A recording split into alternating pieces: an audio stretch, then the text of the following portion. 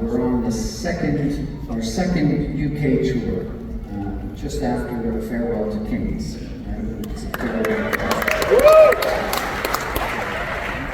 Our star continued to rise in '78. Farewell to Kings was generally well received, and Closer to the Heart even broke into the top 40 on UK radio.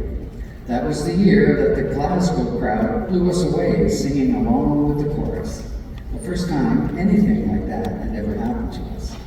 We played 2 nights at the Apollo there, a classic folk theater built in 1927 with Corinthian columns and a severe rake on the stage.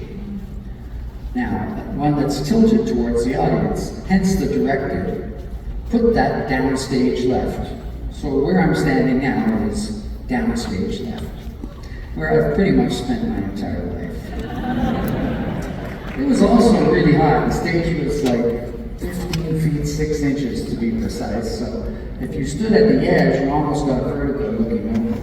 At face level, there was a balcony like this, but it was much closer, and it had been built to bounce up and down. And I can tell you, those Glaswegians knew it. Many bands who played there have testified that when the crowd put the bouncy balcony to the test, trampolining with all their might, you stood in fear that it might collapse. The great advantage of playing 2 nights in the same venue is that the crew doesn't have to pack up and load out after the first show, giving them a night off, and us a rare opportunity to unwind together. So it was on a February night in Manchester in 1978 that we convened in the bar of the Piccadilly Hotel. For a while, Alex had not been very happy.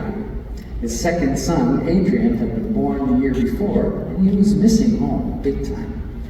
Out of the blue, he challenged our stage manager, Lurch, a towering man, 6'11" in height, with a tough constitution, to a cognac drinking contest. Now, cognac is usually around 40% alcohol. It's for sipping.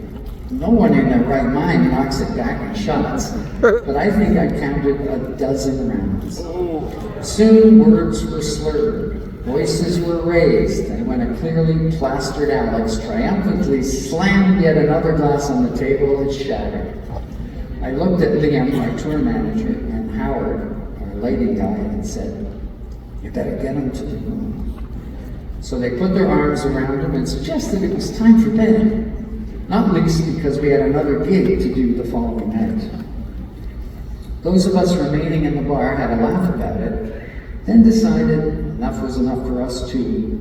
But as we were waiting for the elevator, the doors opened and out flew Alex, lying prone on a room service cart. Cue more lunatic laughter, and once again Liam and Ernst rounded him up and escorted him to his room, which was next to mine. So sitting on my bed, I could hear shunting and crashing through the wall, like he was moving around, like he was moving furniture. I then heard him yelling out to the street, "Hey England, you guys are stupid.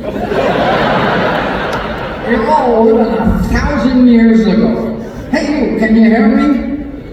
I opened my window, I leaned out and said, "Lurks, buddy, go to sleep, it's late."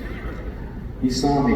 Dirk, can you believe this? These people are living 1,000 years ago." "Yeah, Lurksy, I know, but come on, man, close your window." So I closed mine and began undressing. But he kept calling my name, and then I heard more smashing sounds. He'd torn down the curtains and was soon leaning out his window again, tapping on mine with the metal curtain. Dirk, don't go. Open your window. Half naked now, I pulled my curtains back just when the pane cracked apart, showering my room with splinters of glass. I looked down to see a 3-inch triangular piece of broken glass sticking into my tighty whities. About an inch from my effing manhood.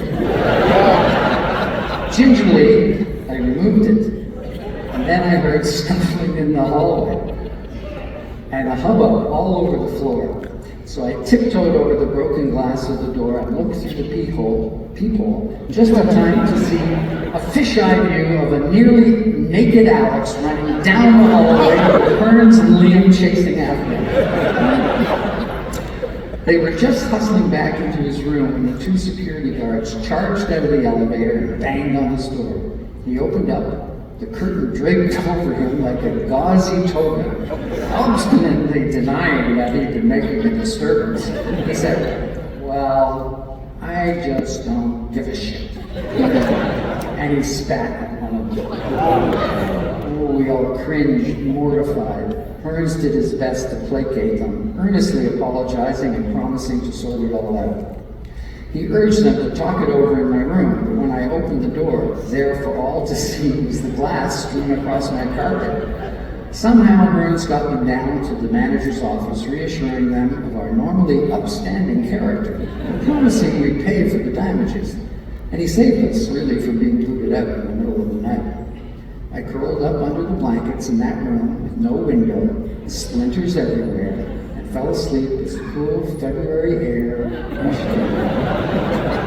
The next day, poor Alex was so embarrassed and humiliated, to put it mildly, even though we knew it was just one of those things that happens when a person's at breaking point.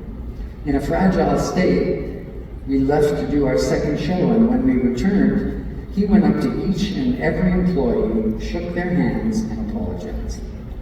Perhaps because he was so sincere, they were more than cool about it, and even promised to welcome us back the next time we were in town. But the following morning, we still left Manchester with our tails between our legs.